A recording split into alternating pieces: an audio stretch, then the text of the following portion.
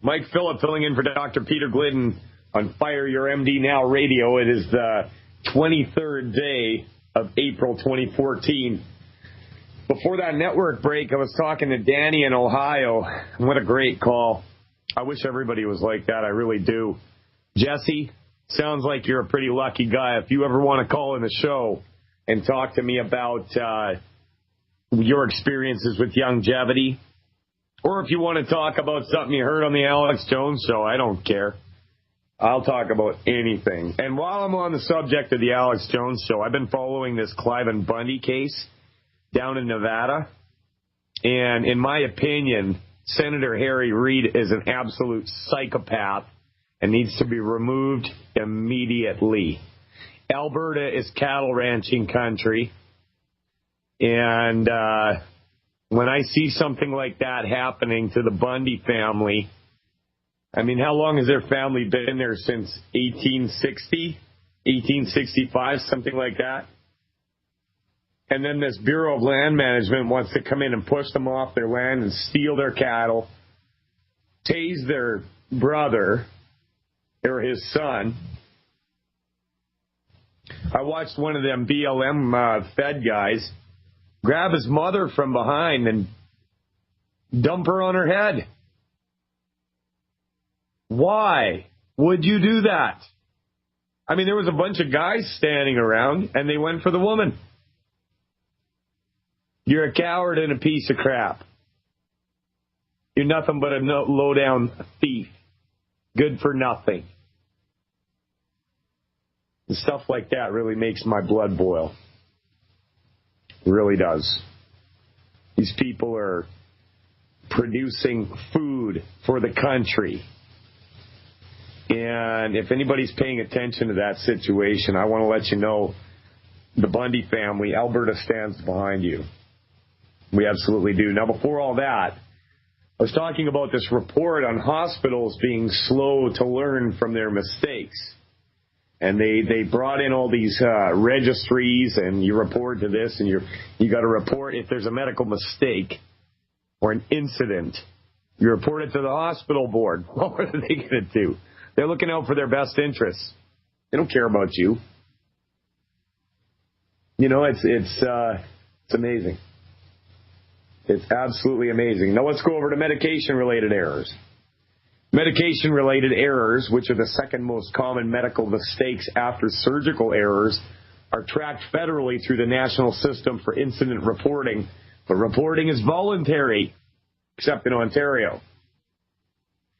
We don't have a Canadian healthcare system. We have a series of provincial and territorial systems, says Hugh McLeod, president of the Canadian Patient Safety Institute, which has established guidelines for how hospitals should disclose errors to patients. So our desire is that people disclose errors to patients. People report, and we're not too fussed about the mechanisms that they're using. What's important to us is that they're reporting. Voluntary reports catch less than 15%. Less than 15% of errors. But in fact, despite the widespread adoption of no blame, no shame policies, health practitioners are not reporting errors as often as they should be, usually because they fear repercussions or have misperceptions about which incidents should be reported. You know, well, they think they're God on the mountain. They're not going to say they screwed up. Jurisdictions like Quebec, Saskatchewan, and Manitoba that have been tracking critical incidents for years have found that while the number of incidents being reported has risen since reporting became mandatory, it still remains far below what research indicates it should be. And without a systemic way of spotting errors, it's likely to remain that way. A 2012 study by the Inspector General of the U.S. Department of Health and Human Services found that voluntary reporting caught only 14% of adverse events suffered by Medicare patients in U.S. hospitals. But a method called the Global Trigger Tool, which relies on systemic reviews of patient charts by at least two healthcare professionals, was able to catch 90%. Well, I think that's baloney. I really do. I don't believe that they've gotten any higher. And you got to remember, this is the CBC reporting it, the Canadian Broadcast System. Here in Canada, we got the CBC. Australia has the Australian Broadcasting Corporation. Britain has the British Broadcasting Corporation. Not a lot of people realize it, but we are still a British Commonwealth country. We are. You know, and people say, well, they signed the British North America Act, and that's what set us free. The British North America Act? British North America. You tell me, those of you listening down in the United States, do you consider North America British? No. You're an American. I'm a Canadian. I'm part American, but I'm mostly Canadian. That's where I identify myself. And I want nothing to do with the British Crown. Furthermore, I think they're a bunch of pedophiles. That's my opinion. But it's backed up by some facts. Flaws in the system. Getting hospitals to examine the process that leads to errors and near misses is a huge challenge. One that countries like Australia and New Zealand have been better at meeting than Canada, says Wendy Levinson, chair of the Department of Medicine at the University of Toronto. We have very much a philosophy inside medicine of we will try harder. Learning is trying harder to do better, she said. But what we haven't inculcated until recently is that instead of individuals trying harder, systems need to be redesigned in order to help individuals in the system do better, not just try harder. It's a big distinction. Yeah. So you tell that to the family of the woman that I know who got a false diagnosis of breast cancer, got a mastectomy, and the wound never healed. And she suffered for 6 months with blood and pus oozing out of a gaping wound on her chest that she had to change a gauze pad on 6 times a day until she found out that it was a mistake, and then she died. Oopsie daisy. We're sorry. We're very, very sorry. You lost your mom, lost your wife. We're sorry, and we'll do better next time. Well, but then it happens again and again. And again. I'm going to go through a few of them here. You know, it's so easy to find these cases. So easy. A cursory search, and you're going to find a ton of mishaps that didn't need to be. 17-year-old Jessica Santillan died 2 weeks after receiving the heart and lungs of a patient whose blood type did not match hers. Doctors at the Duke University Medical Center failed to check the compatibility before surgery began. After a rare second transplant operation to attempt to rectify the error, she suffered brain damage and complications that subsequently hastened her death. Santillan, a Mexican immigrant, had come to the United States 3 years before to seek medical treatment for a life-threatening heart condition. The heart-lung transplant that surgeons at Duke University Hospital in Durham, North Carolina, hoped would improve this condition, instead put her in greater danger. Santillan, who had type O blood, had received the organs from a type A donor. The error sent the patient into a coma-like state, and she died shortly after an attempt to switch the organs back out for compatible ones failed. The hospital blamed human error for the death, along with a lack of safeguards to ensure a compatible transplant. According to reports, Duke reached an agreement on an undisclosed settlement with the family. Neither the hospital nor the family is allowed to comment on the case. Well, I'm commenting on the case, and I think you suck at your job. And something as important as that little girl's life, she was 17 years old. You couldn't read a label. And she's dead. We're sorry. We're so very sorry. We'll try harder next time. Bring on the next person's daughter. Crazy. People are dying. People are dying. In yet another case of wrongful operation, surgeons mistakenly removed the healthy right testicle of a 47-year-old Air Force veteran, Benjamin Houghton. Patient had been complaining of pain and shrinkage in the left testicle, so doctors decided to schedule surgery to remove it due to cancer fears. However, the veteran's medical records suggest a series of missteps, from an error on the consent form to a failure on the part of medical personnel to mark the proper surgical site before the procedure. The error, which took place at the West Los Angeles VA Medical Center, spurred a $200,000 lawsuit from Houghton and his wife. And I'm guessing that he would rather have both of his testicles than $200,000. Now, maybe it's just me. But you want some more? Okay. Donald Church, 49, had a tumor in his abdomen when he arrived at the University of Washington Medical Center in Seattle in June 2000. When he left, the tumor was gone, but a metal retractor had taken its place. Doctors admitted to leaving a 13-inch long retractor in Church's abdomen by mistake.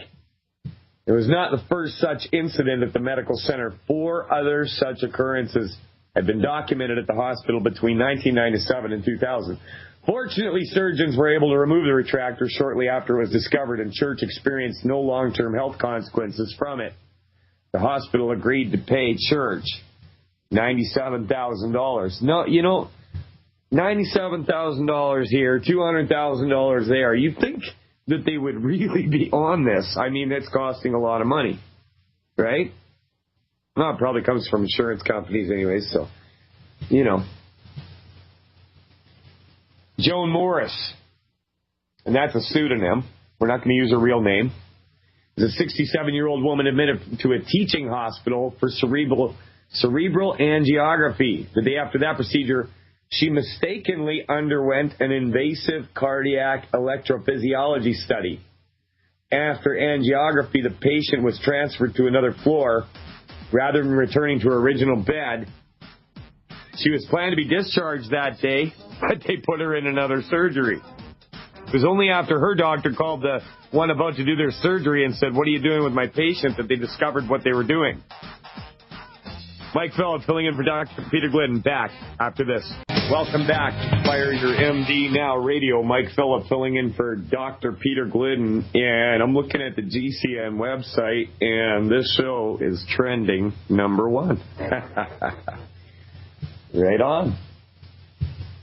So, we were talking about these medical mishaps that didn't have to happen. I'm going to start over with this one that I was talking about before the break because I got cut off halfway through. My bad, not watching the time. But Joan Morris, 67-year-old woman, admitted to a teaching hospital for cerebral angiography. The day after that procedure, she mistakenly underwent an invasive cardiac electrophysiology study. After angiography, the patient was transferred to another floor rather than returning to her original bed. Discharge was planned for the following day. The next morning, however, the patient was taken for an open heart procedure. The patient had been on the operating table for an hour. Doctors had made an incision in her groin, punctured an artery, threaded a tube and snaked it up into her heart, a procedure with risks of bleeding, infection, heart attack, and stroke. And that was when the phone rang and a doctor from another department asked, "What are you doing with my patient?" There was nothing wrong with her heart. The cardiologist working on the woman checked her chart and saw that he was making an awful mistake. The study was aborted and she was returned to her room in stable condition. Well, she was one of the lucky ones. Here's another one for you. Hospital makes wrong-sided brain surgery for the 3rd time in a year. If you're in Rhode Island, you better listen up. For the 3rd time in the same year, doctors at Rhode Island Hospital have operated on the wrong side of a patient's head. The most recent incident occurred November 23rd, 2007. An 82-year-old woman required an operation to stop bleeding between her brain and her skull. A neurosurgeon at the hospital began a surgery by drilling the right side of the patient's head, even though a CT scan showed bleeding on the left side. According to local reports, the resident reportedly caught his mistake early, after which he closed the initial hole and proceeded on the left side of the patient's head. The patient was listed in fair condition on Sunday. The case echoes of a similar mistake last February, in which a different doctor operated on the wrong side of a patient's head, and last August, an 86-year-old man died 3 weeks after a surgeon at Rhode Island Hospital, there it is again, accidentally operated on the wrong side of his head. Now, this is so common. I mean, I live in a town of 16,000 people in the middle of Alberta. Nowhere, a lot of people would think that is. But just bringing Dr. Glidden to town and having people talk to him and stand up and ask questions during the Q&A and whatnot, you would not believe how many people I've met that have had the wrong kidney removed. Or, it's crazy. So, like I said about that Air Force vet, he had the wrong testicle removed. So, you got $200,000, but no testicles. Good for you. Keep trusting your MD. In what was perhaps the most publicized case of a surgical mistake in its time, a Tampa, Florida surgeon mistakenly removed the wrong leg of his patient, 52-year-old Willie King, during an amputation procedure. It was later revealed that a chain of errors before the surgery culminated in the wrong leg being prepped for the procedure. While the surgeon's team realized in the middle of the procedure that they were operating on the wrong leg, it was already too late. So they removed it. As a result of the error, the surgeon's medical license was suspended for 6 months, and he was fined $10,000. $10,000. University Community Hospital in Tampa, the medical center where the surgery took place, paid $900,000 to King, and the surgeon involved in the case paid an additional $250,000 to King. Crazy, huh? Oh, here we go. Healthy kidney moved by mistake. In St. Louis Park, Minnesota, where GCN's located out of, a patient was submitted at Park Nicollet Methodist Hospital to have one of his kidneys removed because it had a tumor believed to be cancerous. Instead, doctors removed the healthy one. Hey, listen, if you're going to go in for surgery, get yourself a Sharpie and make a big X on the right kidney. Do yourself a favor. Mike Phillip filling in for Dr. Glidden, back after this. Welcome back. We are live. Mike Phillip filling in for Dr. Peter Glidden. 2 segments left in the show. Call in line 1-844-374-5433. Once again, that's 1-844-374-5433. Now, I've been kind of focusing on medical mistakes today. I've been talking a lot about it because you need to be aware of the risks. You need to be aware of what's going on in your hospital just down the street. And this stuff isn't reported a whole lot. I mean, maybe the families will get together and talk about it at church or, oh, well, did you hear what happened to so-and-so,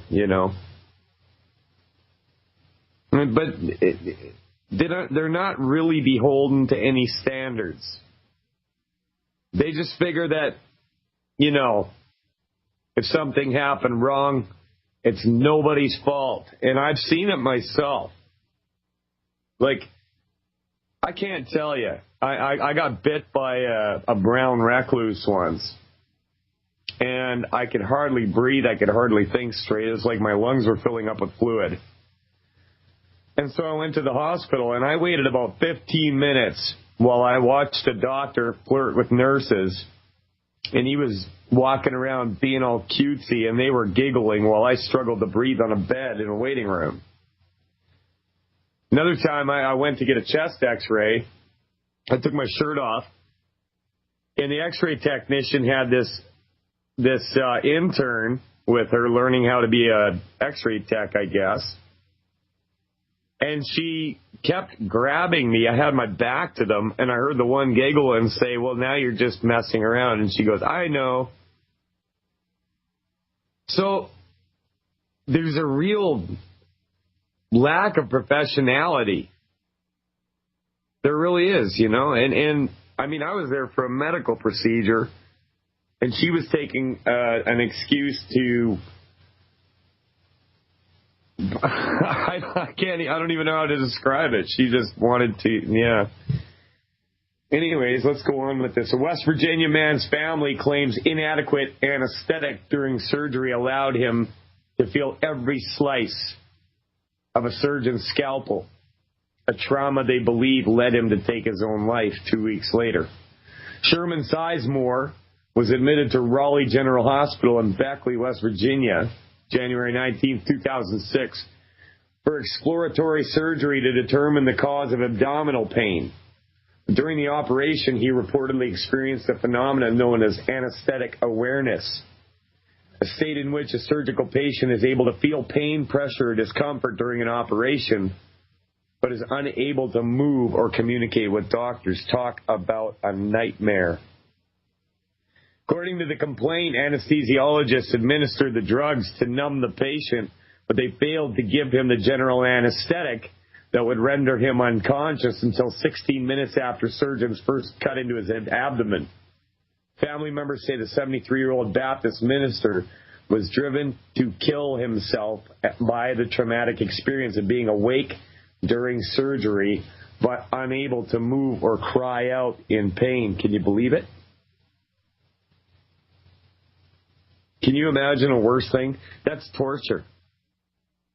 Being awake and unable to say anything while they cut into you. Remember Dana Carvey? Saturday Night Live? He was Garth on Wayne's World. Funny guy. Well, not so funny when the wrong artery gets bypassed. 2 months after a double bypass heart operation that was supposed to save his life, comedian and former Saturday Night Live cast member Dana Carvey got some disheartening news. The cardiac surgeon had bypassed the wrong artery. It took another emergency operation to clear the blockage that was threatening to kill the 45-year-old funny man and father of 2 young kids. Responding to a $7.5 million lawsuit Carvey brought against him, the surgeon said he'd made an honest mistake because Carvey's artery was unusually situated in his heart. It's his fault. It's your fault for having a weird artery. But Carvey didn't see that way. It's like removing the wrong kidney. That's a big mistake, the entertainer told People magazine. So I just went through a whole litany of these things. Received wrong heart and lungs, then died. $2,000 testicle. 13-inch retractor left in a man's stomach. Open heart invasive procedure on the wrong patient. Hospital makes wrong-sided brain surgery for third time in a year. Surgeon removes wrong leg. Healthy kidney removed by mistake. Wide-awake surgery led to suicide. Rich, funny guy, Dana Carvey. Wrong artery bypassed. Now here's the deal. Why don't you just take your own health into your hands and not end up on the cutting table? Wouldn't that be something? What if you didn't need an arterial bypass? What if you didn't need a new kidney? What if you didn't need a kidney cut out? I was hanging out with Dr. Wallach at West Edmonton Mall before he spoke in Edmonton. And he told me flat out, most of the times when they brought me a bad kidney and told me it was bad, I looked at it and it was fine. It was just blocked. That's all. Your body was made to heal. Your body can work it out. It just needs the raw materials. Okay? It just needs the raw materials. It's got wisdom. And if you don't believe in God, if you believe that you just showed up on the scene in a primordial soup and 70 million blah blah years ago crawled out of a swamp and became what you are today, quite frankly, I think you're an idiot. So, I've watched people regain their health quite easily. It's not a hard thing to do. You just have to be able to take in the right information and avoid the wrong information. You're not a car, okay? You shouldn't have to pull out your starter and replace it. All right? You are made fantastically, wondrously, and you're made to work. And there's a way you can do that. Dr. Wallach proved it a long time ago. I put it into practice myself. Got my health back. Got back the health of my wife. Watched my mother and my aunt get their health back. Danny and Jesse got their health back. So it can be done. Over in Saskatoon, Saskatchewan, the director of a Parkinson's disease support group in Saskatoon wants to see more new members join their monthly meetings. Now, Jesus Christ once said we got to be harmless as doves, but wise as serpents. Okay, so I'm going to put this out to you if you're in Saskatoon. Randy Dittmar has led the group for 5 years and said he's struggling to establish a strategy for driving more Parkinson's patients toward the support group. We know there's a lot of people that don't know about the support group, and that's who we're trying to get a hold of, said Dittmar, who also has Parkinson's. When he does get a hold of a possible member, there can be other issues. Some with Parkinson's don't wish to see others who are in a more advanced stage of the disease. Well, I don't blame them. That could be really depressing. And just as a side note, Jane in Southern Alberta, keep doing what you're doing. Don't give up. I've talked to you on this show several times, and we're all rooting for you. This woman has stood by her husband and done everything we said, and I am really looking forward to hearing a good report from you. Larry and Lynn Fowkes said they've come to treasure the monthly meetings. Lynn said the couple were not knowledgeable about the disease when Larry was diagnosed 2 years ago. They called the Parkinson's Society of Saskatchewan and directed to the group. It's a community. You feel safe. You can say, I'm angry, I'm sad, or I'm happy, and not be judged, said Lynn. How about this, okay? You're a longevity distributor in Saskatoon. You get a hold of them and join that group. And then you get in there and get in touch with people who have beaten Parkinson's disease and start talking to members on the side. Now, it's not going to be easy. And I'll tell you why. Because these societies block information. I tried to get a hold of the Alzheimer's Society, and they kept passing me off from right here in Camrose. They wanted me to call Ottawa, 3,000 miles away, and get permission to be a speaker, just to come to one of their meetings and talk about what I've found. I remember listening to Alex Jones talk about how Ted Anderson, the owner of this network, his dad came back from Alzheimer's. But the doctor said, quit taking that tangy tangerine. There's too much vitamin K. It'll kill you. Well, he's not with us anymore. And my heart goes out to the family, but here's the deal. Medical nutrition is the way to go. It is the way to go. I mean, don't end up in the hospital. I mean, if you get shot, stabbed, run over, fall off a cliff, you need a hospital. If you've got a chronic condition that you've been treated for years and years and years, and nothing's getting better, you need to start looking at some different things. Okay? You really do. So we've got a report that they've got Ebola in Europe. Ebola suspected in Europe, broken through all containment efforts. Though officials at the World Health Organization are feverishly working to stop the spread of the Ebola virus in what is now 7 African nations, their efforts may be for naught. Well, what do they do right? In Guinea, a hotspot for the deadly contagion, government health officials have said that the outbreak is nearly under control. Yet Reuters reports that the government planned to stop publicly releasing the death toll to avoid causing unnecessary panic. But panic may be in order.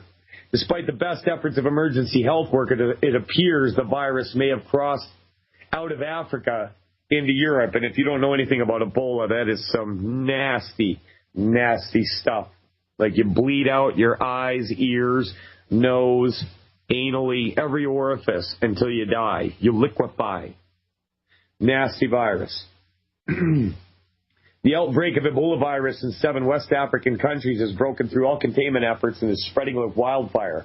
According to Christian relief programs working in Guinea and Liberia, the number of confirmed infections jumped 15% in just the last 24 hours. In addition, 40 illegal alien migrant workers from the outbreak area who came ashore in Pisa, Italy, are showing signs of Ebola infection and being isolated in Pisa, Italy because of the fever and conjunctivitis, blood around the eyes, according to the World Health Organization. I'm going to tell you how to whoop the crap out of Ebola after this. Mike Phillip filling in for Dr. Peter Glidden. We'll be right back. Welcome back. We're live. Mike Phillip filling in for Dr. Peter Glidden. You're on Fire Your MD Now Radio. This is the last segment of the show. Before the break, we were talking about an Ebola outbreak on the European continent. The outbreak of Ebola virus in 7 West African countries has broken through all containment efforts and is spreading like wildfire. According to Christian relief groups working in Guinea and Liberia, the number of confirmed infections jumped 15% in the last 24 hours. Why do you trust the government or somebody else with your health? I'm going to ask it again. Why do you trust somebody else? You just want to float through life hoping nothing will ever go wrong? Why don't you promote and support the healthy structure and function of your body, your immune system, your heart, your lungs, so if something like this comes along, you're in the small percentage that survives this outbreak? Selenium, colloidal silver, these things have been shown to kill Ebola. So what, are you going to wait till there's an outbreak, and if you think you have it, you're going to rush and take a bunch of vitamins? Take them before. Get the mighty 90 in you and learn how to fight off infection. Now I'm going to end with a story that I think is really funny, okay? I really do. And this is from Nutritional Anarchy. This is by Melissa Melton, who used to be over at InfoWars, who incidentally left at the same time as Aaron Dykes, who lost 90 pounds. And, not saying, just saying. Most irony ever, food poisoning strikes diners at government food safety summit. I'm always making a joke that our overblown government couldn't even get tougher. It couldn't even get together and make a noodle salad without finding a magical way to screw it up, writes Melissa Melton. Apparently, and sadly so, that snarky bit of sarcasm isn't far off the mark. Food served at a food safety summit held earlier this month between several of our federal agencies, including the U.S. Food and Drug Administration, the Center for Disease Control and Prevention, and big food industry giants, the likes of Tyson, ConAgra, and McDonald's, actually gave some of the people who attended food poisoning. And that was halfway through the conference, which transpired April 8th through 10th. More than 1,500 food safety professionals were in attendance. An investigation by the Maryland Department of Health and Mental Hygiene's Outbreak Response Unit is ongoing, and officials have yet to determine how many of those 1,500 people became ill during the summit. The situation just serves as the cherry on top of a total farce that is food safety in the country. Yep, I said it. Here are the first three reasons of many that come to mind. Genetically modified crops are basically self-regulated. Not going to get into the debate over the science here, because we all know who funds what and how that funding determines how the science ultimately determines. Just read two quotes and let them sink in for a minute. Okay, here's the quotes. Monsanto should not have to vouchsafe the safety of biotech food. Our interest is in selling as much of it as possible. Assuring its safety is the FDA's job. Number two, ultimately it is the food producer who is responsible for assuring safety. U.S. Food and Drug Administration. So again, who is actually making sure stuff is safe? Because based on these two quotes, it sounds a lot like GMO food safety is just a can that got kicked down the road and forgotten about a long time ago. There's no mandatory FDA GMO food safety assessment process. It simply does not exist. It's not like we can easily avoid GMO if we want to anyways. The majority of 2 of the 3 top subsidized crops grown in the country, corn and soy, are genetically modified at around 90% each. Estimates also show that over 80% of our grocery stores are filled with GMO-tainted foods, and Big Ag continues to spend millions to defeat every labeling law consumers try to get passed in this country. If their food is so great, why don't they even want us to know it's there? Food for thought. Mike Phillip filling in for Dr. Peter Glidden. Get your health back. Get back the health of your countrymen. Don't wait till you get sick. God bless America. God bless Canada. God bless you. Mike Phillip out.